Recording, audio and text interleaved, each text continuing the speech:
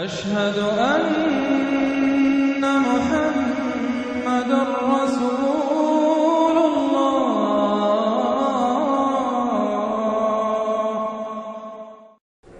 یہ صورتیں ہیں کہ جہاں مکیات ہیں، اب اس کے ساتھ 3 مدنیات ہیں۔ یہ 3 جو مدنیات ہیں، ان میں سے 2 صورتیں تو بڑی ہم وزن ہیں اور جوڑے کی شکل میں ہیں، لیکن ایک صورت جو ہے اگرچہ بہت جامع صورت ہے قرآن حکیم کی وہ، لیکن اس کو ہم کہہ سکتے ہیں مضمون کے اعتبار سے کہ وہ سورہ فتح کا ایک ضمیمہ ہے۔ اگرچہ اسلامی ریاست کے اصول، اسلامی معاشرے کے لیے بنیادی ہدایات کے اعتبار سے قرآن حکیم کی اہم ترین، جامع ترین صورت ہے۔ 18 آیات میں اللہ تعالیٰ نے یوں سمجھیے کہ سورہ نساء، سورہ مائدہ میں جو اصول دیے ہیں اسلامی معاشرے کے اور اسلامی ریاست کے، ان کا لب لباب اور خلاصہ 18 آیات میں ہے سورہ حجرات کی۔ جہاں تک سورہ محمد صلی اللہ علیہ وسلم کا تعلق ہے، یہ بھی قرآن کی ان صورتوں میں سے ہے کہ جس کا 2 نام ہے۔ اس کا نام سورہ قتال بھی ہے۔ زمانہ نزول جو ہے یہ غزوہ بدر سے متصلاً قبل نازل ہوئی ہے، یعنی سورہ بقرہ ہی کا ضمیمہ اس کو سمجھنا چاہیے۔ سورہ بقرہ ہے، اکثر وہ آیات جو نازل ہوئی ہیں ہجرت کے بعد سے لے کر اور غزوہ بدر تک، ایک تو ان کا بڑا مجموعہ ہے جو 40 رکوعوں پر مشتمل ہے، وہ تو سورہ بقرہ ہے، لیکن اس کو علیحدہ رکھا گیا ہے، اگرچہ ہے اسی سلسلے کے اندر، اور اس کے علیحدہ رکھنے کا میں بیان کروں گا کہ سبب کیا ہے۔ تو گویا کہ اس کو ایک طرح سے سمجھیے کہ زمانہ نزول کے اعتبار سے یہ سورہ بقرہ کا ضمیمہ ہے، غزوہ بدر سے قبل نازل ہوئی۔ اور اس کا پس منظر کیا ہے کہ جب یہ حضور نے صلی اللہ علیہ وسلم اپنا اقدام کا عمل شروع کیا ہے، یعنی ایک تو 12 برس تک مکے میں تو حکم یہ تھا کہ ہاتھ بندے رکھو، ہاتھ رکے رکھو، نو ریٹیلیشن، ریونج کا کیا سوال، انتقام تو بہت دور کی بات ہے، no raising of hands even in self defence, اپنے بچانے کے لیے بھی ہاتھ نہیں اٹھانے۔ اگر خباب بن الارت سے کہا گیا کہ اتارے کپڑوں اتار دو، لیٹ جاؤ انگاروں کے اوپر لیٹ جاؤ۔ حضرت یاسر کو اور حضرت سمیہ کو اور حضرت عمار کو جو کچھ بھی ایذائیں دے رہا تھا ابو جہل، کسی مسلمان کو اجازت نہیں تھی کہ جا کر اس کا ہاتھ پکڑے، نہیں۔ یہ مرحلہ تھا پیسو ریزسٹنس کا کہ جو تکلیف آئے جھیلو، جوابی کارروائی کوئی نہیں۔ لیکن اب جیسا کہ ہم سورہ حج میں پڑھ چکے، اذن للذین یقاتلون بانہم ظلموا، اب ایک قتال کا دور شروع ہو گیا۔ لیکن یہ کہ جو منافقین تھے یا جن کے دلوں میں روگ تھا، جو اب اس جان جوکھوں میں ڈالنے کے لیے تیار نہیں تھے، وہ کچھ کہہ رہے تھے کہ آخر لڑائی بھڑائی کا کیا فائدہ ہے، یہ تو کوئی صلح سے کام کرنا چاہیے۔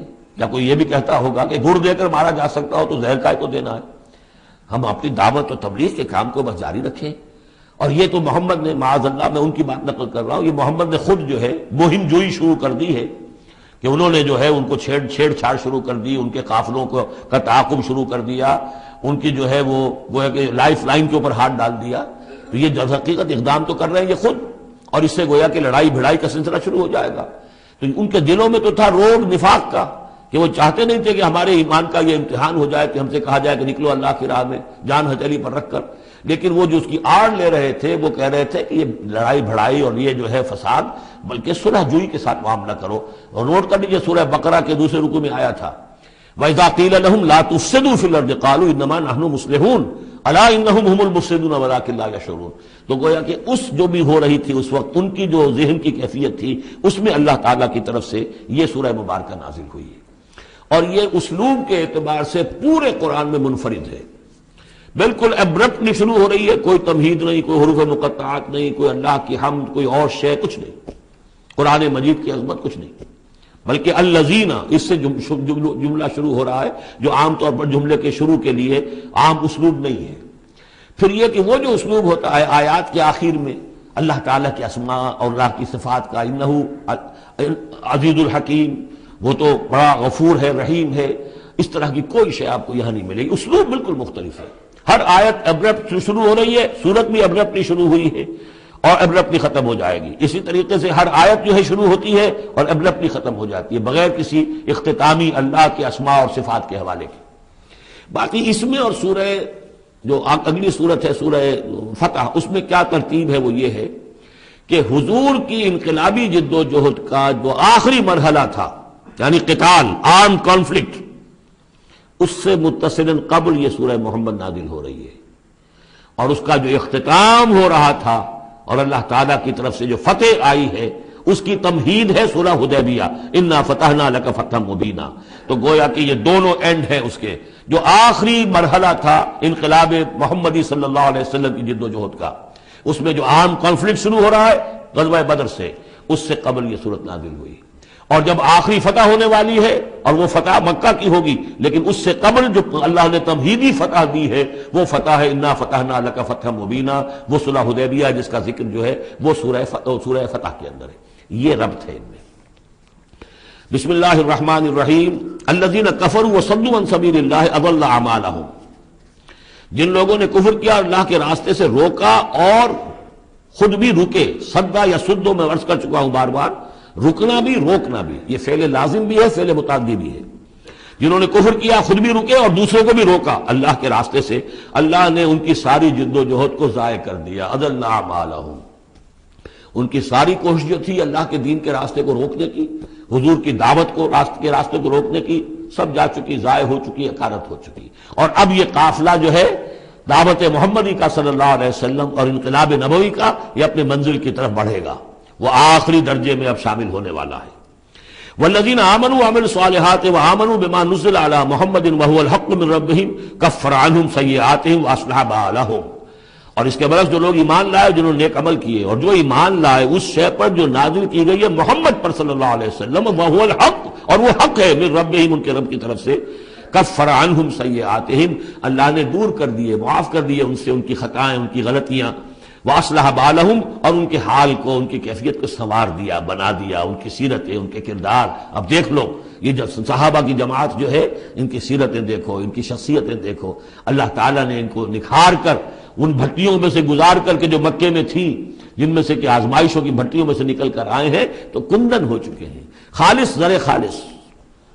ذالک بان الذین کفروا اتبعوا الباطل، یہ اس لیے کہ جن لوگوں نے کفر کیا انہوں نے باطل کی پیروی کی، لہذا وہ تو نتیجہ اس کا وہی نکلنا تھا جو نکل رہا ہے. وان الذین آمنوا اتبعوا الحق من ربهم، اور جو لوگ ایمان لائے انہوں نے پیروی کی حق کی جو ان کے رب کی طرف سے آیا ہے. کذالک یضرب اللہ للناس امثالهم، اسی طرح اللہ تعالیٰ لوگوں کے لیے ان کی مثالیں بیان کرتا ہے. فَإِذَا لَقِيتُمُ الَّذِينَ كَفَرُوا فَضَرْبَ الرِّقَابِ. اب یہ ہے آیت جو مشکلات القرآن میں سے ہے. اس کی وجہ کیا ہے کہ اس میں بھی ایک تقدیم و تاخیر ہے. تقدیم و تاخیر کا اصول میں بتا چکا ہوں، قرآن مجید میں ہوتا ہے اس کے آہنگ کی وجہ سے، اور غور کرنا پڑتا ہے کہ اس کی اصل ترتیب کیا ہے، اور اس سے پھر بات واضح ہوتی ہے. تو یہ قانون دیا جا رہا ہے، اسی کا حوالہ تھا سورہ انفال میں کہ اگر یہ پہلے سے بات نہ آ گئی ہوتی تو اے مسلمانوں، تم نے جو یہ قیدیوں کو زر فدیہ لے کر چھوڑنے کا فیصلہ کیا ہے، اس پر تم پر بڑی سخت گرفت ہوتی ہے اللہ کی.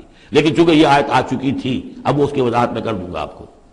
فَإِذَا لَقِيتُمُ الَّذِينَ كَفَرُوا، تو اے مسلمانوں جب اب تمہاری مٹ بھیڑ ہو کافروں سے، اب جو ہے عام کانفلکٹ شروع ہونا ہے، اب تلوار سے ٹکرائے گی، میدان میں تمہیں آنا پڑے گا.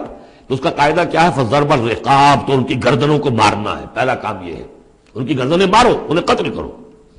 حَتَّى إِذَا أَسْخَنْتُمُوهُمْ، یہاں تک کہ جب تم ان کو اچھی طریقے سے کچل دو، ان کی طاقت ختم ہو جائے. فَشُدُّ الْوَثَاقِ، پھر تم ان کو قیدی بنا سکتے ہو، پھر باندھو ان کو مضبوطی کے ساتھ. فَإِمَّا مَنًّا بَعْدُ وَإِمَّا فِدَاءً حَتَّى تَضَعَ الْحَرْبُ أَوْزَارَهَا، اور پھر چاہے تو انہیں اس کے بعد جو ہے تم چھوڑ سکتے ہو احسان رکھ کر، بغیر فدیہ لیے، اور وَإِمَّا فِدَاءً، یا فدیہ لے کر. حَتَّى تَضَعَ الْحَرْبُ أَوْزَارَهَا، یہاں تک کہ جنگ جو ہے وہ اپنے ہتھیار رکھ دے، ڈال دے. اس میں ہے اصل میں تقدیم و تاخیر. یہ پہلے ہے حَتَّى إِذَا أَسْخَنْتُمُوهُمْ فَشُدُّوا الْوَثَاقَ حَتَّى تَضَعَ الْحَرْبُ أَوْزَارَهَا فَإِمَّا مَنًّا بَعْدُ وَإِمَّا فِدَاءً. یعنی یہ کہ جب تمہارا مقابلہ کافروں سے ہو تو پہلے مرحلہ یہ ہے کہ ان کی گردنیں مارو، پھر جب ان کی قوت کچھ نہیں جائے پھر تم انہیں قیدی بنا سکتے ہو، جب تک کہ جنگ اپنے ہتھیار بالکل رکھ دے. اب اس کو سمجھ لیجئے کہ ایک ہوتی ہے بیٹلز، ایک ہوتی ہے وار. بدر جنگ تھی لیکن بیٹل کی نوعیت کی تھی، وار تو 6 سال تک چلنی ہے. بیٹل آف بدر، بیٹل آف احد، بیٹل آف احزاب، بیٹل آف بنی المصطلق، بیٹل بنا معلوم کتنی بیٹلز ہیں. یہ 6 سال تک مسلسل جنگ ہے، جس میں کہ تھوڑا سا وقفہ آیا صلح حدیبیہ کی وجہ سے، ورنہ تو جا رہا ہے. وار واز کنٹینیوئنگ، وار ابھی ختم نہیں ہوئی ہے، ایک بیٹل ختم ہوئی ہے. ایک مہم ختم ہوئی ہے، ایک لڑائی ختم ہوئی ہے، جنگ تو جاری ہے. حتی تضع الحرب اوزارہا، جبکہ وہ جنگ اپنے ہتھیار رکھ دے، یعنی اس درجے وہ دین کا غلبہ ہو جائے کہ اب کوئی ریزسٹنس نہ رہے. تو پھر یہ ہے کہ چاہے تم ان کو چھوڑ دو فدیہ دے کر، اور چاہے تم ان کو ویسے بھی احسان سے بھی چھوڑ دو تو کوئی حرج نہیں. احسان کرو بغیر فدیہ دیے بھی چھوڑ دو تو کوئی حرج نہیں. لیکن جب تک کہ ابھی مقابلہ چل رہا ہے اس وقت تک فدیہ لے کر چھوڑ دینے کے معنی کیا ہوئے کہ آپ نے کفر کو تقویت پہنچائی. جو آج جنگ کر کے یہاں کرنے کے لیے آئے تھے ان میں سے 70 مارے گئے. اچھا وہ تو کفر کا ایک بازو تو ٹوٹ گیا، لیکن یہ 70 جو تمہاری قید میں آئے تھے اس کو تم نے فدیہ لے کر چھوڑ دیا تو یہ بازو دوبارہ جا کر تم پر حملے کے لیے تیار ہو جائے گا کہ نہیں. لیکن چونکہ یہاں پہ اب اس کا معاملہ ججمنٹ کا، واقعتاً دشمن کی کمر کچلی گئی ہے یا نہیں، یہ ہے ججمنٹ کا معاملہ. تو حضور نے اگر یہ سمجھا کہ کمر کچلی گئی ہے تو اس کے اوپر پکڑ نہیں ہو سکتی. اجتہاد جو ہے، اجتہاد کا اصول یہ ہے کہ اجتہاد میں مخطی بھی ہو تو اسے اجر ملتا ہے اور مصیب ہو تو دوہرا اجر ہے.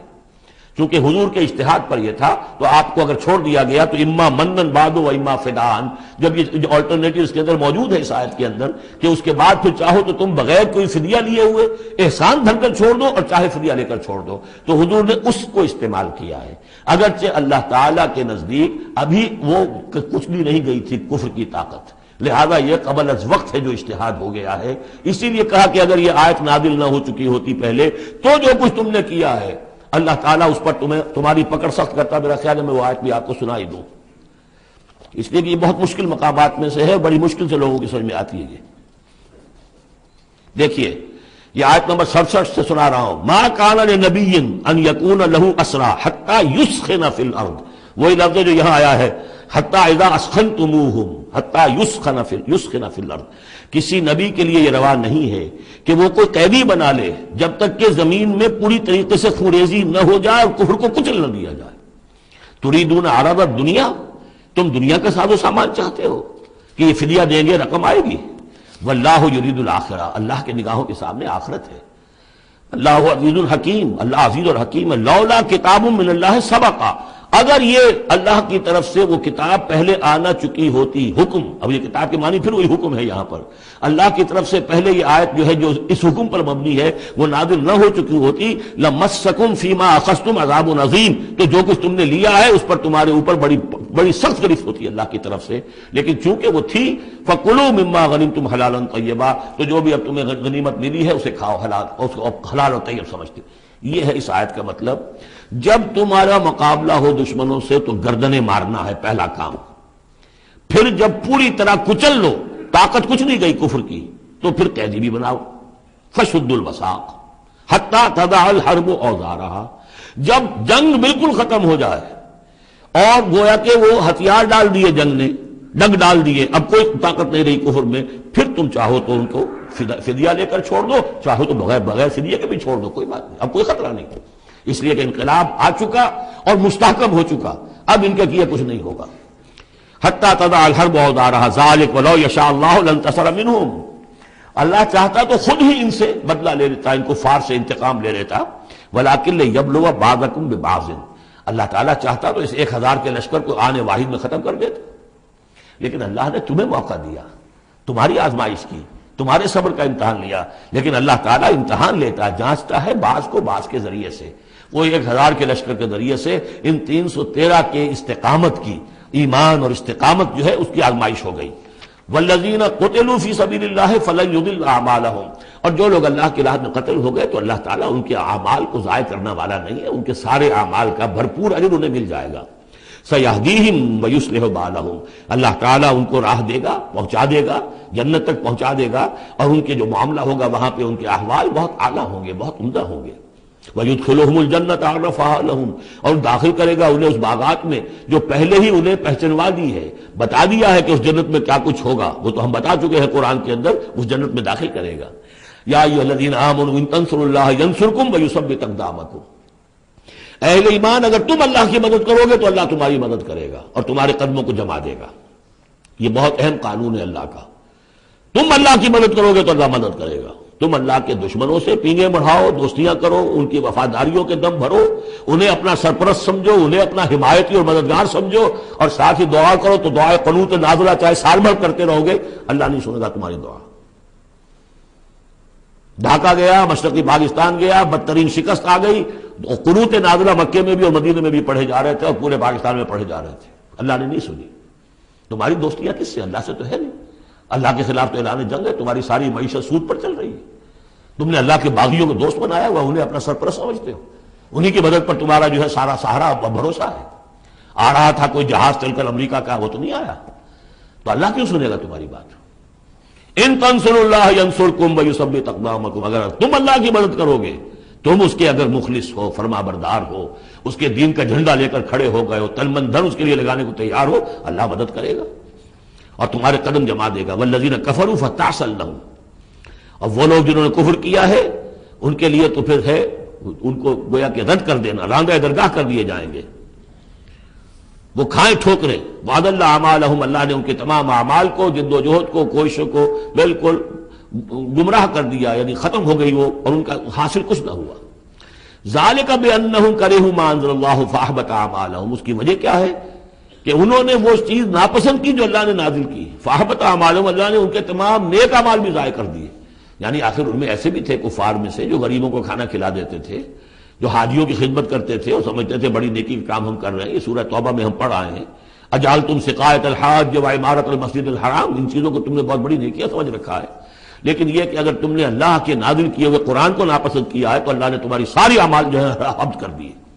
افلم یسیروا فی الارض فینظروا کیف کان عاقبۃ الذین من قبلہم، تو کیا یہ زمین میں گھومے پھرے نہیں کہ یہ دیکھتے کہ کیا انجام ہوا ان لوگوں کا جو ان سے پہلے تھے؟ دمر اللہ علیہم، اللہ تعالیٰ نے ان پر ہلاکت کو مسلط کر دیا۔ وللکافرین امثالھا، اور ان کافروں کے لیے بھی ایسے ہی انجام آئیں گے۔ ذالک بان اللہ مولا الذین آمنوا وان الکافرین لا مولا لہم، اور یہ اس لیے کہ اللہ تو مولا ہے، رفیق ہے، پشت پناہ ہے، مددگار ہے اہل ایمان کا، اور یہ کہ کافروں کا کوئی مولا ہے ہی نہیں۔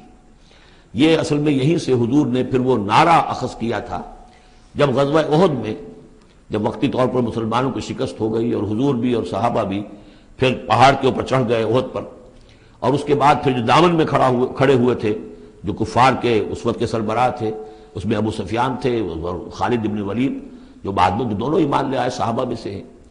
تو اس وقت یہ ہے کہ ابو سفیان نے نعرہ لگایا تھا، لنا عزا ولا عزا لکم، ہمارے لیے عزا جیسی دیوی ہے، اس نے ہماری مدد کی ہے، تمہارے لیے تو عزا ہے ہی نہیں۔ تو حضور نے کہا تھا مسلمانوں سے جواب دو، اللہ مولانا ولا مولا لکم، اللہ ہمارا مولا ہے، تمہارا کوئی مولا نہیں۔ اس نے کہا تھا اعلی حبل، لیکن یہ کہ اس کے جواب میں کہا گیا اللہ اکبر، اللہ سب سے اعلیٰ بھی ہے، بڑا بھی ہے۔ تو یہ جو نعرہ ہے کہ اللہ مولانا ولا مولا لکم، ذالک بان اللہ مولا الذین آمنوا وان الکافرین لا مولا لہم، ان اللہ یدخل الذین آمنوا وعملوا الصالحات جنات تجری من تحتها الانہار، یقیناً اللہ تعالیٰ داخل کرے گا ان لوگوں کو جو ایمان لائے، جن نے نیک عمل کیے، ان باغات میں جن کے دامن میں ندیاں بہتی ہوں گی۔ والذین کفروا یتمتعون ویاکلون کما تاکل الانعام، اور وہ لوگ جو کفر کر رہے ہیں وہ کھا پی رہے ہیں، عیش اڑا رہے ہیں دنیا میں، کھا رہے ہیں جیسے کہ حیوانات بھی کھاتے ہیں۔ والنار مثوی لکم، لیکن یہ کہ بالآخر ان کا ٹھکانہ جو ہے وہ آگ ہے۔ وَكَأَيٍّ مِّن قَرْيَةٍ هِيَ أَشَدُّ قُوَّةً مِّن قَرْيَتِكَ الَّتِي أَخْرَجَتْكَ، اور اے نبی کتنی ہی بستیاں ایسی گزری ہیں کہ جو اس بستی سے کہیں زیادہ قوت میں تھیں جس نے آپ کو نکلنے پر مجبور کیا ہے۔ مکے سے بڑے بڑے شہر تھے، ان سے بڑی اس کی جو ہے قوتیں تھیں، بڑی طاقتور قومیں وہاں رہتی تھیں۔ تو یہ جو بستی جس نے کہ آپ کو وہاں سے نکلنے پر مجبور کیا ہے، اس سے کہیں زیادہ بڑی جو بستیاں تھیں انہیں ہم نے ہلاک کیا۔ اہلکناہم فلا ناصر لہم، ان کو ہم نے ہلاک کر دیا اور ان کا کوئی مددگار نہ ہوا۔ افمن کان علی بینۃ من ربہ کمن زین لہ سوء عملہ، تو بھلا وہ شخص جو اپنے رب کی طرف سے بینہ پر ہے، اس کی سرشت اور اس کی فطرت نیک ہے، اور پھر یہ کہ اس کو اللہ تعالیٰ نے جو ہدایت دی ہے وہ اس پر قائم ہے، کمن زین لہ سوء عملہ، کیا وہ اس جیسا ہو جائے گا کہ جس کے اعمال اس کے لیے مزین کر دیے گئے ہیں، برے اعمال اس کے، لیکن اسے محسوس ہوتا ہے کہ بڑے شاندار میرے اعمال ہیں، میری تہذیب۔ طریقتکم المثلی، تمہارا کلچر بہت اعلیٰ کلچر، مثالی کلچر، واتبعوا اہواہم، اور انہوں نے پیروی کی ہے اپنی خواہشات کی۔ ان دونوں میں ظاہر بات ہے کہ مساوات نہیں ہو سکتی۔ وہ جو اللہ کی طرف سے بینہ پر ہے وہ کامیاب ہونے والے ہیں، اور یہ لوگ جو اپنی خواہشات کی پیروی کر رہے ہیں ناکام ہونے والے ہیں۔ مثل الجنۃ التی وعد المتقون فیہا انہار من ماء غیر آسن وانہار من لبن لم یتغیر طعمہ وانہار من خمر لذۃ للشاربین وانہار من عسل مصفی ولہم فیہا من کل الثمرات ومغفرۃ من ربہم کمن ہوا خالد فی النار وسقوا ماء حمیما فقطع امعاءہم۔ صدق اللہ العظیم۔ مثال اس جنت کی جس کا وعدہ کیا گیا ہے متقیوں سے، اس میں نہریں ہیں پانی کی جن میں کوئی بو نہیں، اور نہریں ہیں دودھ کی جس کا ذائقہ تبدیل نہیں ہوتا، وانہار من خمر، اور ایسی شراب کی نہریں کہ جو لذت والی ہے پینے والوں کے لیے، وانہار من عسل مصفی، اور نہریں ہیں ایسے شہد کی جس کو صاف کیا جا چکا ہو، جھاگ اتارا جا چکا ہو، وَلَهُمْ فِيهَا مِنْ كُلِّ الثَّمَرَاتِ، اور پھر مزید برآں ان کے لیے ہوں گے وہاں تمام میوے، تمام پھل، وَمَغْفِرَةٌ مِّن رَبِّكُمْ، اور مغفرت ہوگی ان کے رب کی طرف سے۔ بھلا یہ لوگ کمن ہوا خالد فی النار، بھلا وہ لوگ کہ جو ان جنتوں میں ہوں گے ان کے برابر ہو سکتے ہیں وہ کہ جو ہے آگ میں، جو رہیں گے ہمیشہ آگ میں، وَسُقُوا مَاءً حَمِيمًا، اور انہیں پینے کو دیا جائے گا کھولتا ہوا پانی، فقطع امعاءہم، جو ان کی اتلیوں کو کاٹ کر رکھ دے گا۔ وَمِنْهُمْ مَنْ يَسْتَمِعُ إِلَيْكَ، اب یہاں سے جو اصل مضمون اس سورہ مبارکہ کا ہے، جو میں پہلے عرض کر چکا ہوں کہ قتال سے جو طبیعت اب گھبرا رہی تھی کچھ لوگوں کی، خاص طور پر جن کے دلوں میں رعب تھا، منافقت تھی، ان کی کیفیت ہے جو اس سورہ مبارکہ میں بڑی تفصیل سے آئے گی۔ وَمِنْهُمْ مَنْ يَسْتَمِعُ إِلَيْكَ، ان میں سے کچھ لوگ ایسے بھی ہیں جو اے نبی آپ کی بات بڑی توجہ سے سنتے ہیں، حتیٰ اذا خرجوا من عندک، یہاں تک کہ جب وہ آپ کے پاس سے نکل کر باہر جاتے ہیں، قالوا للذین اوتوا العلم ماذا قال آنفا، تو وہ کہتے ہیں ان کو کہ جنہیں علم دیا گیا، کیا کہا انہوں نے، اب یہ نئی بات آج کیا کہہ دی انہوں نے۔ یہ اوت العلم سے مراد اہل ایمان بھی ہو سکتے ہیں کہ وہ لوگ اہل ایمان میں سے جو لوگ ان میں زیادہ سمجھدار ہیں اور جن کو سمجھتے ہیں کہ زیادہ ان کو اللہ نے فہم عطا فرمایا، ان سے پوچھتے ہیں یہ بات کچھ سمجھ میں نہیں آئی جو آج کہی ہے محمد نے صلی اللہ علیہ وسلم، یا پھر یہ اہل کتاب سے جا کر پوچھتے ہیں جو علم والے جن کو علم پہلے دیا گیا تھا، ماذا قال آنفا، یہ کیا کہہ دیا، یعنی جنگ کے بارے میں جو بھی اب کوئی تجویز ہو رہی ہے، اقدام کا مرحلہ ہے، اب نکلنا ہے، قریش کے قافلوں کا پیچھا کرنا ہے، ماذا قال آنفا اولئک الذین طبع اللہ علی قلوبہم، یہ وہ لوگ ہیں کہ جن کے دلوں پر اللہ تعالیٰ نے مہر کر دی ہے، واتبعوا اہواءہم، اور یہ اپنی خواہشات کی پیروی کر رہے ہیں، یعنی یہ ہچکچاہٹ جن کے اندر پیدا ہو گئی ہے، در حقیقت یہ نشانی ہے اس بات کی کہ ان کے دلوں میں منافقت پیدا ہو چکی ہے۔ والذین اہتدوا زادہم ھدی، اور جو ہدایت پر ہے اللہ تعالیٰ نے ان کی ہدایت میں اضافہ کیا ہے، اس نئے مرحلے کے آنے سے ان کے جوش ایمان میں اور ذوق شہادت میں اضافہ ہو گیا ہے۔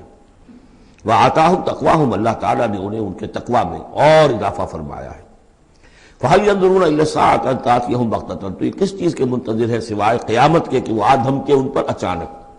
فقط جاء اشراطها، اس کی علامتیں تو آ چکی ہیں، یعنی قیامت کی سب سے بڑی علامت جو ہے وہ در حقیقت حضور صلی اللہ علیہ وسلم کی بعثت ہے، جو کہ آپ آخری رسول ہیں، اور آپ نے فرمایا بھی ہے کہ بعثت انا والساعة کہاتین، دونوں انگلیوں کو آپ نے جوڑا، میں اور قیامت اس طریقے سے جڑے ہوئے، اب میرے بعد کوئی اور نبی نہیں، انا آخر المرسلین وانتم آخر الامم، میں آخری رسول ہوں تم آخری امت ہو، تو اب آپ کی بات تو قیامت ہی آنی ہے۔ فَأَنَّىٰ لَهُمْ إِذَا جَاءَتْهُمْ ذِكْرَاهُمْ، تو جب وہ آ جائے گی ان پر دھمک آ جائے گی، آ دھمکے گی، تو پھر اس وقت ان کا یاد کرنا یا نصیحت اخذ کرنا یا سبق حاصل کرنا ان کے کس کام کا ہوگا۔ فَاعْلَمْ أَنَّهُ لَا إِلَٰهَ إِلَّا اللَّهُ وَاسْتَغْفِرْ لِذَنبِكَ، بس جان لو کہ اللہ کے سوا کوئی معبود نہیں، اور اپنی خطاؤں کے لیے اللہ سے استغفار کرو۔ اب یہاں ایک تو یہ ہے کہ یہ بات خطاب کر کے حضور سے کہی جا رہی ہے واحد کے سیغے میں، اس حوالے سے ایک تعویل تو یہ ہو سکتی ہے کہ یہ حقیقت میں حضور کی وساطت سے آپ کی امت سے کہی جا رہی ہے، لیکن یہ ہے کہ اس میں علماء نے یہ بات بھی نکالی ہے کہ یہاں حضور مخاطب ہے، اور حضور کی مخاطبت میں یہ پہلو موجود ہے کہ حضور کے گناہ کا معاملہ جو ہے ہم اپنے گناہ پر قیاس نہ کریں۔ حسنات الابرار سیئات المقربین، حضور کی تو جو انٹینسٹی ہوتی تھی تعلق با اللہ کی شدید، اس میں ذرا سی کمی آتی تھی تو آپ اسے بھی سمجھتے تھے کہ بہت بڑی کوتاہی مجھ سے ہو گئی ہے۔ گویا کہ ہمارے لیے تو کہیں بمشکل کبھی اللہ تعالیٰ کی خصوصی عنایت سے طبیعت کے اندر انشراح ہو جائے تو یہ بہت بڑی نعمت ہے، اور حضور کے لیے وہ تو انشراح تو ہر وقت رہتا ہی تھا۔ اگر ذرا سا کہیں کسی مسئلے میں تھوڑی سی اس انشراح کی شدت میں کمی آ جائے تو آپ اسے بہت بڑی اپنی کوتاہی، بڑا گناہ سمجھتے تھے۔ ویسے میری ایک ذاتی رائے بھی ہے، وہ میں اگلی صورت میں آ کر اس بات کو پورے طور سے واضح کروں گا کہ یہاں حضور کی خطا سے مراد یہ ہے کہ جو بھی اس جد و جہد میں کہیں کوئی کوتاہی رہ گئی ہے، اور وہ کوتاہی اگر دوسرے مسلمانوں سے ہوئی ہے، تب بھی جیسا کہ آپ کو معلوم ہے کہ جنگ اگرچہ سب مل کر لڑتے ہیں، سپاہی بھی لڑتا ہے، لیکن یہ کہ صحرا بنتا ہے تو جو کمانڈر ہوتا ہے، سپہ سالار ہوتا ہے، فتح اس کے کھاتے میں جاتی ہے۔ اسی طریقے سے شکست ہو جائے تو شکست کا جو کلنک کا ٹیکہ ہے وہ بھی ظاہر بات ہے کہ سپہ سالار کے ماتھے پر لگے گا، چاہے اس میں غلطی کسی اور کی ہو جائے۔ اس اعتبار سے اگر کہیں کسی سے کوئی کوتاہی ہوئی ہے تو گویا کہ وہ حضور صلی اللہ علیہ وسلم کی جد و جہد ہونے کے اعتبار سے کہ آپ ہی کی قیادت میں ہو رہی ہے، تو اس جد و جہد کے اندر کہیں کوئی کوتاہی یا کمی جو ہے اس کا ذکر ہو رہا ہے۔ وَلِلْمُؤْمِنِينَ وَالْمُؤْمِنَاتِ، اے نبی آپ استغفار کیجئے اپنی خطا، آپ تقصیر کا بھی، اور اہل ایمان مردوں اور عورتوں کے لیے بھی۔ وَاللَّهُ يَعْلَمُ مُتَقَلَّبَكُمْ وَمَثْوَاكُمْ، اللہ خوب جانتا ہے کہاں تمہیں لوٹ کر جانا ہے، بازگشت تمہاری کہاں ہے، اور کہاں تمہارا اصل گھر ہے مستقل، تمہارا ٹھکانہ کہاں ہے، یعنی آخرت، بہشت۔ وَيَقُولُ الَّذِينَ آمَنُوا لَوْلَا نُزِّلَتْ سُورَةٌ، اور کہتے ہیں یہ لوگ جو ایمان کے دعوے دار ہیں کیوں نہیں کوئی سورت نازل ہوئی۔ یہ بہت اہم آیت ہے اس سورت کی، کہ اصل میں حضور نے جب وہ چھوٹی چھوٹی مہمیں بھیجنی شروع کر دی تھی، اس وقت تک کوئی ایسی صحیح آیت جب اللہ کے راستے میں نکلو اور قتال کرو شاید نازل نہیں ہوئی۔ اذن کے درجے میں تو بات آ گئی کہ سورہ حج کے اندر آیت نازل ہو گئی تھی، لیکن سورہ حج کو بھی بعض حضرات چونکہ مدنی سمجھتے ہیں تو ہو سکتا ہے وہ بھی اس کے بعد نازل ہوئی ہو، اگر وہ رائے صحیح ہو۔ باقی سورہ بقرہ کے اندر جو آیات آئی ہیں وہ بھی یہ ہے کہ جب وہ تم سے جنگ کریں، قاتلوا فی سبیل اللہ الذین یقاتلونکم، اور بظاہر ہجرت کے بعد ابتدا ابھی مکے والوں کی طرف سے نہیں ہوئی تھی، انیشیٹو حضور نے لیا ہے، چھوٹے چھوٹے دستے آپ نے بھیجنے شروع کر دیے، ان کا گھیراؤ گویا کہ آپ کر رہے ہیں۔ ایک تو پولیٹیکل آئسولیشن آف قریش، کہ جہاں بھی آپ گئے 4 مہموں میں تو آپ خود بھی تشریف لے گئے، 8 مہمات ہیں کل بدر سے پہلے، جن میں سے 4 میں آپ نے بھی شرکت فرمائی، اس لیے وہ غزوات کہلاتے ہیں۔ عام ہمارا خیال ہے کہ پہلا غزوہ جو ہے غزوہ بدر ہے، اس سے پہلے 8 ہیں مہمات، جن میں سے 4 سرایا ہیں جن میں حضور تشریف نہیں لے گئے، مسلمانوں کو آپ نے بھیجا، اور 4 غزوات ہیں۔ جہاں آپ گئے وہاں جا کر آپ نے وہاں کے قبیلے سے، اس علاقے میں جو قبیلہ آباد تھا اس سے آپ نے صلح کر لی۔ اب یا تو وہ پہلے حلیف تھا قریش کا، اب حلیف بن گیا وہ حضور کا صلی اللہ علیہ وسلم، یا یہ کہ نیوٹرل بن گیا، اس نے کہا کہ نہ ہم آپ کی مدد کریں گے قریش کے خلاف، نہ قریش کی مدد کریں گے آپ کے خلاف۔ نتیجہ یہ ہوا کہ پولیٹیکل جو انفلوئنس تھا، zone of influence, political influence قریش کا وہ کم ہو رہا ہے۔ پھر آپ نے قافلوں کا پیچھا کیا تو اس سے اندازہ ہوا کہ اب ان کی لائف لائن جو ہے، ان کی تو شہرت تھی وہ، اس کے اوپر آپ نے ہاتھ ڈالا۔ یہ چیزیں چونکہ آپ کی طرف سے ہوئی ہیں، اس وقت تک مکے والوں کی طرف سے جو بھی کچھ انہوں نے کیا، مکے میں ستایا، مارا پیٹا، وہ تھے اپنی جگہ۔ ہجرت کے بعد ان کی طرف سے کوئی اقدام نہیں ہوا۔ اس پر یہ لوگ جو تھے، جو ذرا اس جنگ وغیرہ سے اور اس معاملے سے اپرا رہے تھے، تو ان کو ایک دلیل ملی ہوئی تھی، وہ کہتے تھے لولا نزلت سورۃ، کیوں نہیں کوئی سورت نازل ہو جاتی۔ یہ تو محمد صلی اللہ علیہ وسلم نے خود ہی اپنا ایک سلسلہ شروع کر دیا ہے اپنی ذاتی رائے سے۔ ان کا خیال ہوگا جیسے کوئی مہم جو انسان ہوتا ہے، تو شاید اسی طریقے سے اب یہ جو ہے مہم جو انسان بن گئے۔ لولا نزلت سورۃ فاذا انزلت سورۃ محکمۃ، پھر جب ایک محکم سورت نازل کر دی گئی، وذکر فیہا القتال، اور اس میں قتال کا حکم آ گیا۔ رأیت الذین فی قلوبہم مرض، تو اب تم دیکھو گے ان لوگوں کو کہ جن کے دلوں میں روگ ہے، ینظرون الیک نظر المغشی علیہ من الموت، اب آپ کی طرف ایسے دیکھیں گے جیسے وہ شخص دیکھتا ہے جس پر موت کی غشی طاری ہو رہی ہوتی ہے۔ دلیل ان کی ختم ہو گئی۔ اب وہ کہتے تھے کہ آیت اترے، کو قرآن نازل ہو جس سے معلوم ہو کہ اب قتال ہے، یہ اللہ کا حکم ہے۔ اسی لیے اسی آیت میں جو لفظ قتال آیا ہے، اسی کے حوالے سے اس سورت کا نام سورہ قتال بھی ہے۔ فَإِذَا أُنزِلَتْ سُورَةٌ مُحْكَمَةٌ وَذُكِرَ فِيهَا الْقِتَالُ رَأَيْتَ الَّذِينَ فِي قُلُوبِهِم مَرَضٌ يَنظُرُونَ إِلَيْكَ نَظَرَ الْمَغْشِيِّ عَلَيْهِ مِنَ الْمَوْتِ فَأَوْلَىٰ لَهُمْ، تو افسوس ہے ان پر، بربادی ہے ان کے لیے۔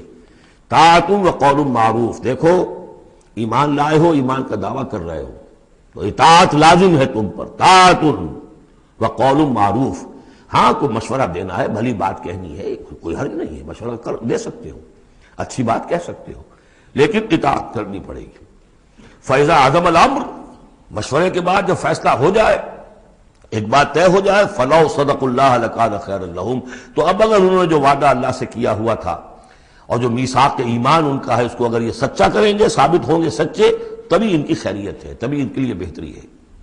فَهَلْ عَصَيْتُمْ إِن تَوَلَّيْتُمْ أَن تُفْسِدُوا فِي الْأَرْضِ وَتُقَطِّعُوا أَرْحَامَكُمْ، اس آیت کے دو ترجمے کیے گئے ہیں۔ پہلے میں وہ ترجمہ کر رہا ہوں کہ جو شیخ الہند کا بھی ہے اور مجھے اسی سے اتفاق ہے کہ تم ذرا سوچو، اگر جس حال میں اس وقت تم ہو، اگر تمہیں حکومت مل جائے، تم والی بن جاؤ، تمہیں یہاں اقتدار مل جائے اس جزیرہ نما عرب میں، تو تمہاری ابھی چونکہ پوری تربیت نہیں ہوئی ہے، خاص طور پر ظاہر بات ہے کہ جو انصار مدینہ تھے ابھی ایمان لائے تھے، ان کی تربیت تو نہیں ہوئی، ان میں ایک بڑی تعداد ایسے لوگوں کی بھی شامل تھی، آپ کو معلوم ہے کہ جو منافق تھے، آخر غزوہ احد میں 1/3 نفری جو ہے وہ نکل کر چلی گئی تھی، تو معلوم ہوا کہ اس میں اتنی بڑی تعداد میں منافق بھی تھے۔ اگر اس حال میں تمہیں کہیں حکومت مل جائے تو تم کیا کرو گے؟ تفسدوا فی الارض، زمین میں فساد مچاؤ گے، وتقطعوا ارحامکم، اور اپنے رحمی رشتے کاٹو گے۔ یہ بات سمجھنی چاہیے ان جماعتوں کو بھی کہ جو چاہے اپنے دارشت میں دین کے لیے اقتدار حاصل کرنا چاہتی ہیں، کہ ہم دین کو قائم کرنے کے لیے چاہتے ہیں کہ ہمارا غلبہ ہو، لیکن یہ کہ اگر وہ اپنے کارکنوں کی تربیت پر زور نہیں دیں گے، ان میں خلوص اور اخلاص اور للہیت، خالص اللہ کے لیے جو کرنا ہے اللہ کے لیے اور دین کے احکام کے مطابق، اگر ان جماعتوں کے کارکن جو ہیں وہ اس کی پوری تربیت یافتہ نہیں ہوں گے تو ہو سکتا ہے کہ بجائے اگر انہیں کہیں اختیار مل جائے تو بجائے کہ اصلاح کے اور فساد ہو جائے۔ اور پہلا فساد تو اس اعتبار سے کہ بہرحال وہ لوگ فاسق اور فاجر تھے، انہوں نے جو فساد مچایا سو مچایا، لیکن اگر دین کے نام پر کہیں فساد مچ جائے تو پھر دین بدنام ہو جائے گا۔ یہ ہے مضمون کہ جو یہاں اس آیت میں آیا ہے کہ ابھی تمہیں امتحانوں میں سے گزرنا پڑے گا، بھٹیوں میں سے نکلو گے تب تم ذرے خالص بنو گے اور کندن بنو گے۔ ایک ترجمہ یہ کیا گیا ہے ان تولیتم، مطلب اگر تم منہ موڑ لو گے، قتال نہیں کرو گے تو اس کا نتیجہ یہ نکلے گا کہ زمین میں فساد ہوگا اور تم اپنے رحمی رشتے قطع کرو گے۔ لیکن میرے نزدیک پہلا مضمون، یہ ترجمہ میں آپ کو پڑھ کر سنا رہا ہوں، شیخ الہند کا ہے۔ پھر تم سے یہ بھی توقع ہے کہ اگر تم کو حکومت مل جائے تو خرابی ڈالو ملک میں اور قطع کرو اپنی قرابتیں، مجھے اسی سے اتفاق ہے۔ اولئک الذین لعنہم اللہ فاصمہم واعمی ابصارہم، یہ وہ لوگ ہیں کہ جن پر اللہ تعالیٰ نے لعنت کی ہے اور انہیں بہرا بھی کر دیا ہے اور ان کی نگاہوں کو اندھا کر دیا ہے۔ افلا یتدبرون القرآن ام علی قلوب اقفالها، کیا یہ قرآن پر تدبر نہیں کرتے؟ قرآن پر تدبر کریں، اس کے بین السطور بھی تو پڑھیں۔ غلبہ دین کی جد و جہد میں یہ سارے مراحل آنے والے ہیں، یہ تو ان سے پہلے کہہ دیا گیا تھا، سورہ عنکبوت میں آ چکا تھا۔ احسب الناس ان یترکوا ان یقولوا آمنا وهم لا یفتنون، کیا لوگوں نے یہ سمجھا تھا کہ صرف یہ کہنے سے کہ ہم ایمان لائے انہیں چھوڑ دیا جائے گا اور بخش دیا جائے گا اور انہیں آزمایا نہیں جائے گا؟ وَلَقَدْ فَتَنَّا الَّذِينَ مِن قَبْلِهِمْ فَلَيَعْلَمَنَّ اللَّهُ الَّذِينَ صَدَقُوا وَلَيَعْلَمَنَّ الْكَاذِبِينَ، ہم نے تو ہمیشہ جو بھی ان سے پہلے تھے ان کو بھی آزمایا ہے، اور اللہ تو صاف کھول دے گا، واضح کر دے گا کہ کون حقیقت میں سچے مومن ہیں اور کون جھوٹ موٹ کے مومن بنے ہوئے ہیں۔ اور اسی صورت میں آگے بھی آ گیا فَلَيَعْلَمَنَّ اللَّهُ الَّذِينَ آمَنُوا وَلَيَعْلَمَنَّ الْمُنَافِقِينَ، اللہ تو بالکل دودھ کا دودھ پانی کا پانی جدا کر دے گا کہ اللہ تعالیٰ کھول دے گا کہ کون واقعی مومن اور کون منافق ہے۔ تو کیا یہ لوگ قرآن پر تدبر نہیں کرتے یا ان کے دلوں پر قفل پڑ چکے ہیں؟ ان الذین ارتدوا علی ادبارہم من بعد ما تبین لہم الہدی، یقیناً وہ لوگ جو اپنی پیٹھوں کے بل مڑ جائیں گے اس کے بعد کہ ان پر ہدایت واضح ہو چکی ہو۔ الشیطان سول لہم، شیطان نے در حقیقت ان کے لیے یہ مرحلہ ارتداد کا اور پیچھے مڑ جانے کا آسان کر دیا ہے۔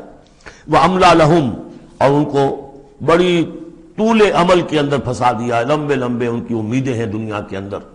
ظاہر بات ہے دنیا میں بڑے بڑے نقشے بنا رکھے ہیں، تو اب یہ میدان جنگ میں جاتے ہوئے تو انسان کترائے گا. ذالک بانہم قالوا للذین کرہوا ما نزل اللہ سنطیعکم فی بعض الامر. یہ اس لیے ہے کہ انہوں نے کہا ان لوگوں سے جنہیں ناپسند ہے وہ شے جو اللہ نے نازل کی. اللہ نے قرآن نازل کیا، یہ ناپسند کس کو تھا؟ قریش کو تھا، کفار کو اور یہود کو. تو یہ لوگ یہ ایمان تو لے آئے تھے، لیکن یہ کہ ان کے اندر وہ روگ تھا، دلوں میں وہ مرض تھا، وہ نفاق کی بیماری جڑ پکڑ چکی تھی. وہ یہ کہتے تھے ذالک بانہم قالوا للذین کرہوا ما نزل اللہ، جن لوگوں کو یہ اللہ کے اتاری ہوئی کتاب اور اللہ کے اتارے ہوئے احکام پسند نہیں آتے، ان سے جا کر ان کا سنطیعکم فی بعض الامر. تو دیکھیے ہم اگرچہ ایمان تو لے آئے ہیں، محمد کی بات تو ہمیں ماننی ہے، لیکن ہم آپ کی بھی اطاعت جاری رکھیں گے. کچھ چیزوں کے اندر آپ کی بات پر ہم عمل کریں گے، آپ کا حکم مانیں گے. آپ یہ نہ سمجھیے کہ ہم نے آپ سے اپنا رشتہ بالکل توڑ لیا. منافق اسی کو کہتے ہیں کہ جس نے دونوں کے ساتھ جوڑا رکھنے کی اپنے آپ کو کوشش کی. مذبذبین بین ذلک لا الہ الا ولا الہ الا. ان کے پاس جاتے تو کہتے ہیں، اہل ایمان کے پاس آتے تو کہتے ہیں ہم ایمان لے آمنا. وَإِذَا خَلَوْا إِلَىٰ شَيَاطِينِهِمْ قَالُوا إِنَّمَا كَانُوا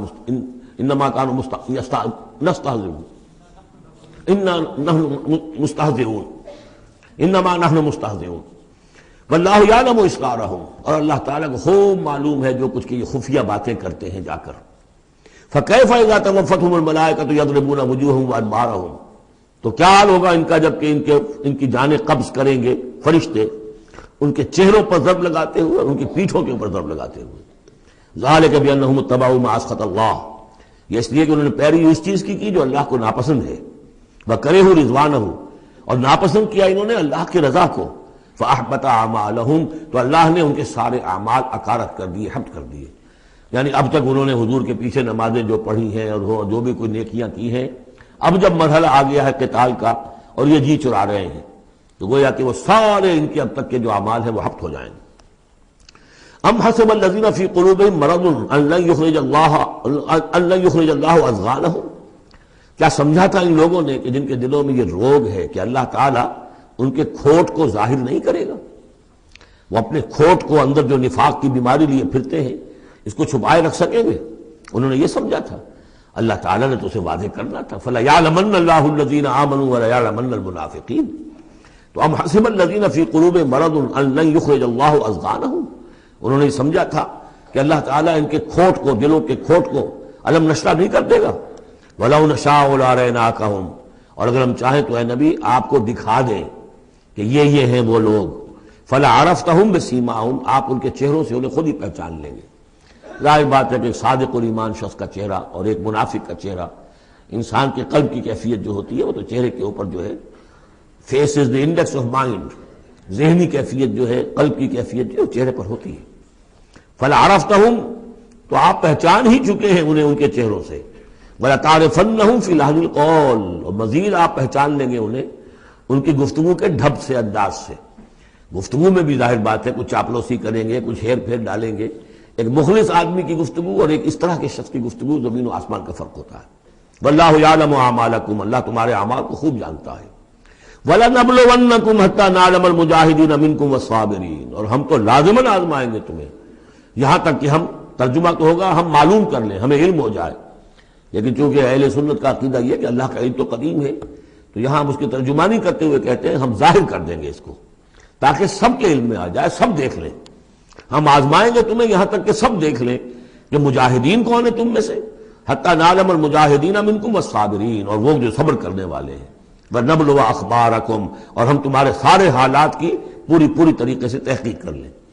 یہ تقریباً سمجھیے کہ وہ آیت جو آئی تھی سورہ بقرہ میں، وَلَنَبْلُوَنَّكُمْ بِشَيْءٍ مِّنَ الْخَوْفِ وَالْجُوعِ وَنَقْصٍ مِّنَ الْأَمْوَالِ وَالْأَنفُسِ وَالثَّمَرَاتِ. ابھی وہاں چونکہ قتال کا حکم نہیں آیا تھا اس لیے وہاں پر ابھی جنگ کا تذکرہ نہیں تھا. یہ تو تھا کہ ہم تمہیں آزمائیں گے بھوک سے اور جانی اور مال کے نقصان سے اور ثمرات کے ضیاع سے. لیکن یہاں اسی آیت کو ایکسٹینشن سمجھیے، وَلَنَبْلُوَنَّكُمْ حَتَّى نَعْلَمَ الْمُجَاهِدِينَ مِنْكُمْ وَالصَّابِرِينَ. تاکہ ہم دیکھ لیں کون ہیں وہ جو واقعتاً جہاد کرنے والے ہیں، صبر کرنے والے ہیں، اور ان کی پوری طرح جانچ پرکھ کر لیں.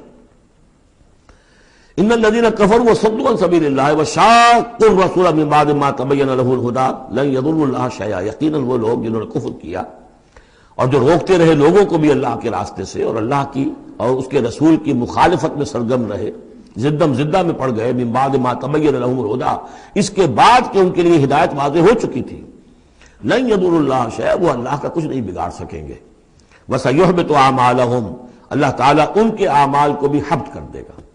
یعنی اس پہلے ذکر تھا منافقین کا، اب یہاں کفار مکہ کا ذکر ہے۔ ان کے اعمال کیا تھے؟ وہی حاجیوں کی خدمت کرتے تھے۔ اجعلتم سقایۃ الحاج وعمارۃ المسجد الحرام کمن آمن باللہ والیوم الآخر، اور یہ کہ بہرحال اور بھی کچھ دے، کسی نے کھانا کھلا دیا، کسی کو کچھ اور کر دیا، اور پھر یہ کہ جو کچھ انہوں نے جد و جہد کی ہے، انہوں نے بھی مال خرچ کیے ہیں، جنگیں کی ہیں۔ بدر میں آئے تھے تبھی تو بہت سے لوگوں نے کفار نے انفاق کیا تھا، تبھی تو ساز و سامان تیار ہوا تھا، 900 اونٹ لے کر نکلے تھے، روزانہ ایک دن 10 ایک دن 9 اونٹ تو ذبح ہو رہے تھے وہ فوج کو جو کھانا کھلانے کے لیے، تو آخر لوگوں نے کنٹریبیوٹ کیا تھا، تو یہ سارے اعمال ان کے اکارت چلے گئے۔ یا ایھا الذین آمنوا اطیعوا اللہ واطیعوا الرسول ولا تبطلوا اعمالکم، اے اہل ایمان اللہ کی اطاعت کرو اور اس کے رسول کی اطاعت کرو، لا تبطلوا اعمال، اپنے اعمال ضائع نہ کرا بیٹھنا۔ یعنی اب تک اگر تم نے کچھ اعمال کیے ہیں، کوئی محنت بھی کی ہے، کچھ انفاق بھی کیا ہے، کچھ اور جد و جہد کی ہے، لیکن اب جو یہ مرحلہ نیا آ گیا ہے، اس کو یوں سمجھیے اب امر حال یہ ہے، اللہ کا اس کے رسول کا جس وقت جو حکم ہے اس وقت اس کو ماننا ہوگا۔ اب حکم یہ ہے، لہذا اگر اس میں تم نے کہیں پیٹھ دکھا دی تو تم اپنے سارے سابقہ اعمال کو باطل کرا لو گے۔ ان الذین کفروا وصدوا عن سبیل اللہ ثم ماتوا وهم کفار فلن یغفر اللہ لهم، یقیناً وہ لوگ کہ جنہوں نے کفر کیا اور اللہ کے راستے سے وہ روکتے رہے اور یا رکے رہے، یہ دونوں جیسے میں نے عرض کیا کہ صدا یا صدو جو ہے یہ فعل لازم بھی ہے، فعل متعدی بھی ہے۔ ثم ماتوا وهم کفار، اور وہ مر گئے اسی حال میں کہ وہ کافر تھے، فلن یغفر اللہ لهم، تو ایسے لوگوں کو اللہ تعالیٰ ہرگز نہیں بخشے گا۔ فلا تہنوا، تو اے مسلمانوں تم ڈھیلے نہ پڑو، بودے پن کا مظاہرہ نہ کرو، وتدعوا الی السلم، سیدھا سلم میں، اور تم جو اب یہ کہہ رہے ہو صلح کی بات ہونی چاہیے اور سلامتی کی بات ہونی چاہیے اور خام خواہ کی لڑائی جھگڑا جو ہے اس سے کیا حاصل ہے، یہ جو تم کر رہے ہو یہ نہ کرو۔ فلا تہنوا وتدعوا الی السلم، بلکہ اب جو مرحلہ آ گیا ہے اب تو سرفروشی کا مرحلہ آ گیا ہے، وانتم الاعلون، اور گھبراؤ نہیں، تم ہی سب سے اونچے رہو گے، سربلند رہو گے، غالب ہوگے۔ واللہ معکم، اللہ تمہارے ساتھ ہے، اس کی مدد تمہارے شامل حال ہے۔ ولن یترکم اعمالکم، اللہ تعالیٰ تمہارے اعمال ضائع نہیں کرے گا۔ انما الحیات الدنیا لعب و لہو، یہ دنیا کی زندگی تو کھیل ہے اور کچھ جی کا بہلانا ہے، اس کے سوا کیا ہے؟ آخرت کے مقابلے میں تو یہ دھوکے کا سامان ہے، دھوکے کی ٹٹی ہے۔ وما الحیات الدنیا الا متاع الغرور وان تؤمنوا وتتقوا یؤتکم اجورکم، اگر تم ایمان لاؤ، ایمان پر قائم رہو اور اپنے رب کا تقوی اختیار کیے رکھو، اللہ تعالیٰ تمہیں دے گا تمہارے بدلے، تمہارے اجر۔ ولا یسألکم اموالکم، اور وہ تم سے تمہارے مال نہیں مانگتا، مطلب یہ کہ سارے مال نہیں مانگتا یا تم سے زبردستی مال نہیں مانگتا۔ دیکھیے دونوں چیز ذہن میں رکھیے، اللہ مال تو مانگتا ہے، من ذا الذی یقرض اللہ قرضا حسنا، کون ہے جو اللہ کو قرض حسنا دیتا ہے؟ کتنی مرتبہ کہا اللہ کی راہ میں انفاق کرو، اللہ کی راہ میں انفاق کرو۔ سورہ بقرہ میں ہم پڑھ چکے ہیں، انفقوا فی سبیل اللہ ولا تلقوا بایدیکم الی التہلکہ، اللہ کی راہ میں خرچ کرو، لگا دو، اپنے آپ کو اپنے ہاتھوں ہلاکت میں مت ڈالو۔ یہ اللہ کا مال مانگنا تو ہے، لیکن ایک تو یہ کہ جبر نہیں کیا، یہ کمال ہے محمد رسول اللہ صلی اللہ علیہ وسلم کا، اتنی عظیم انقلابی جد و جہد۔ کبھی آپ نے نہیں کہا کہ ایمرجنسی ہے لہذا اب سب کا مال ضبط، فلاں کا مال ضبط، کچھ نہیں، جو بھی تشویق ہے ترغیب ہے، لیکن جس نے دیا اپنی مرضی سے دیا، سوائے ایک جنگ کے نفیر عام بھی نہیں تھی، تشویق ہے ترغیب ہے، حرض المومنین علی القتال، نکلو اللہ کی راہ میں، شہادت جو ہے اس کو اپنا مقصود سمجھو، شہادت ہے مطلوب و مقصود مومن، جبر نہیں کیا۔ یہ کمال ہے میرے نزدیک، ویسے تو کمال ہر پہلو سے ہے، لیکن یہ نکتہ بھی ذہن میں رکھیے کہ کہیں بھی کسی صورتحال میں جبر کا معاملہ نہیں آیا، تو اللہ تعالیٰ تم سے جبرن نہیں مانگتا یا کل کے کل مال نہیں مانگتا۔ ان یسألکموہا، اگر وہ تم سے مانگے تمہارے سارے مال، فیحفکم، اور تم پر سختی کرے، تنگی کرے، تبخلوا، تم بخل سے کام لوگے، ویخرج اضغانکم، اور اللہ ظاہر کر دے گا پھر تمہارے اندر کے کھوٹ کو، جو تمہارا کھوٹ اندر ہے وہ زبانوں پر آ جائے گا، جیسا کہ غزوہ احزاب کے موقع پر آ گیا کہ ما وعدنا اللہ ورسولہ الا غرورا، منافقین نے یہ بات کہہ دی کھلم کھلا کہ اللہ اور اس کے رسول نے تو ہمیں دھوکہ دیا، سب باغ دکھائے، ہاں تم ہؤلاء تدعون لتنفقوا فی سبیل اللہ، تمہیں بلایا جا رہا ہے، ترغیب دی جا رہی ہے، تمہیں تشویق کی جا رہی ہے کہ تم اللہ کی راہ میں خرچ کرو، لتنفقوا فی سبیل اللہ، فمنکم من یبخل، تم میں سے کوئی وہ بھی ہے جو بخل سے کام لیتے ہیں، ومن یبخل فانما یبخل عن نفسہ، جو کوئی بخل سے کام لے رہا ہے وہ بخل اپنے آپ سے کر رہا ہے، وہ اپنے وہ فائدے چھوڑ رہا ہے کہ جو انفاق سے اسے ملیں گے۔ ایک کے 700 ملتے ہوں تو اگر نہیں دے رہے آپ ایک تو کس کا گھاٹا کیا؟ اپنا نقصان کیا نا، تو وہ تو اپنی جان سے ہی نفس جو ہے بخل کر رہا ہے۔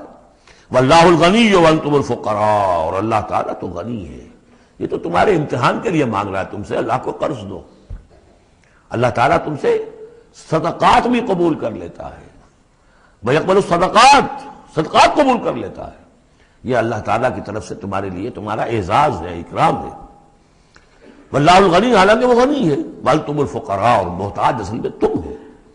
وَإِن تَتَوَلَّوْا، یہ آیت بڑی فیصلہ کن ہے، ان تتولوا، اگر تم پیٹھ پھیر لوگے، یستبدل قوما غیرکم، تو تمہیں ہٹا کر کسی اور قوم کو لے آئے گا، ثم لا یکونوا امثالکم، پھر وہ تمہاری طرح کے نہیں ہوں گے۔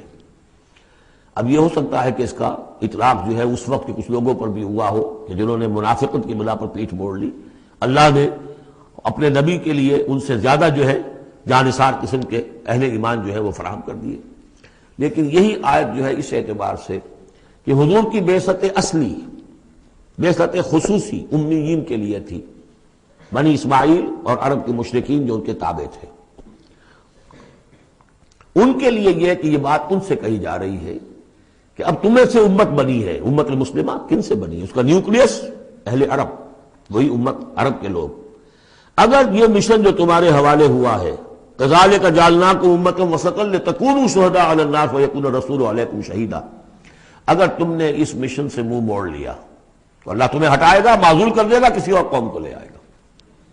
چنانچہ میرے نزدیک اس آیت کا ظہور ہوا ہے بتمام و کمال 13ویں صدی عیسوی میں، جبکہ اللہ تعالیٰ نے عربوں کو امت مسلمہ کی قیادت سے معزول کر دیا۔ 1258 عیسوی میں سقوط بغداد ہوا، ہلاکو کے ہاتھوں جو مسلمانوں پر تاتاریوں کے ہاتھوں بیتی ہے، کروڑوں مسلمان قتل ہوئے اس وقت، معمولی نہیں۔ اور آخری خلیفہ بنو عباس کا، اس کو کھینچ کر محل سے گھسیٹ کر باہر نکالا گیا، جانور کی ایک کھال میں لپیٹ کر تاتاریوں نے اپنے گھوڑوں کے سموں تلے اسے کچل دیا۔ وہ گویا کہ عربوں کا معزول ہونا تھا امت مسلمہ کی قیادت سے۔ اس کے بعد کچھ عرصہ گزرا ہے، لیکن پھر اللہ نے وہ ایک معجزہ دکھایا کہ انہی تاتاریوں میں سے کتنی قومیں ایمان لے آئیں۔ ہے آیا فتنہ تاتار کے افسانے سے، پاسباں مل گئے کعبے کو صنم خانے سے۔ پھر وہی تاتاری تھے جن میں سے ترکان تیموری نکل آئے، ترکان صفوی نکل آئے، ترکان سلجوقی ان سے بھی پہلے آ چکے تھے، اور ترکان عثمانی، پھر گریٹ آٹومان امپائر، پھر خلافت بھی اللہ نے پھر وہاں منتقل کر دی۔ 400 برس تک خلافت جو ہے وہ بھی ترکان عثمانی کے پاس رہی۔ ان تتولوا یستبدل قوما غیرکم ثم لا یکونوا امثالکم۔ صدق اللہ العظیم۔